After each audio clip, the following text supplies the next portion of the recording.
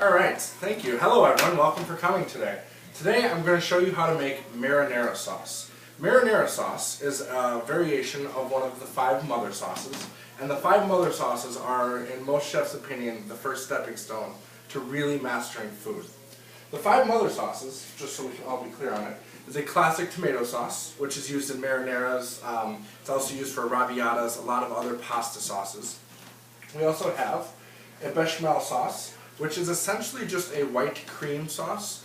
Bechamel sauce is the base of things like macaroni and cheese, Alfredo sauce, a lot of other real popular sauces. We also have a velouté sauce, which is essentially just a thickened stock sauce.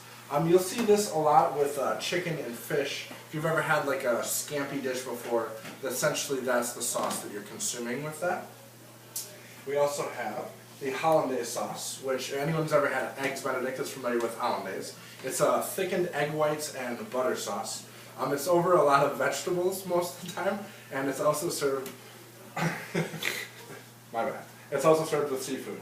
And lastly, there's española sauce. Española sauce is a thick stock sauce. It would be called demi-glace, or more commonly, it's what makes A1 sauce. It's the base of A1.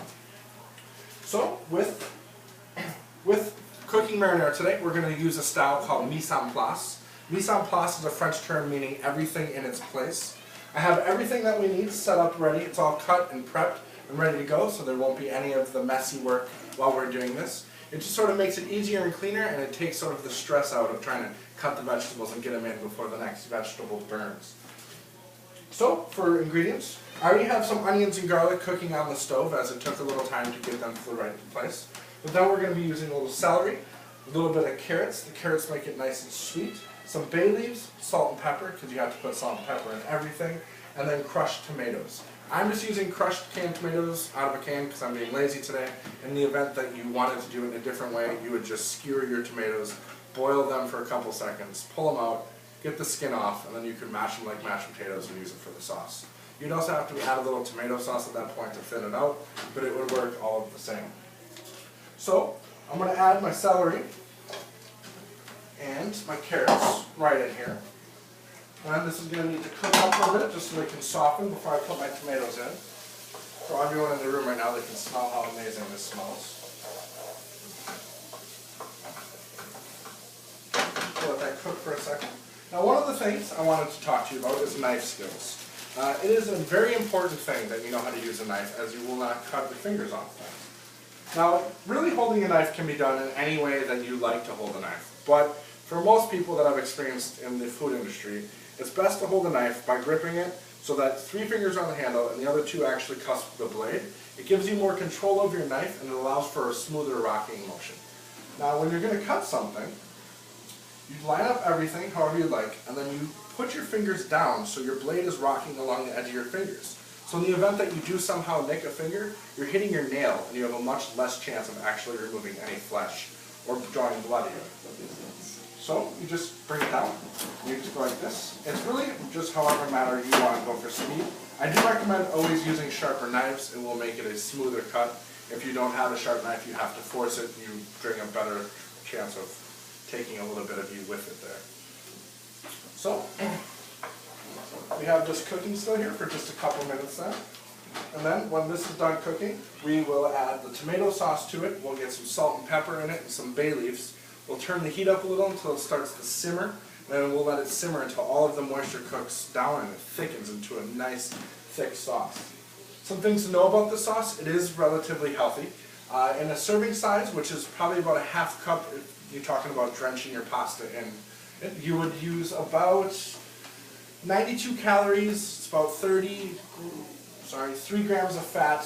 The only thing that's a little bit bad about this is that it's very high in sodium. You get about 30% of the sodium you get every day.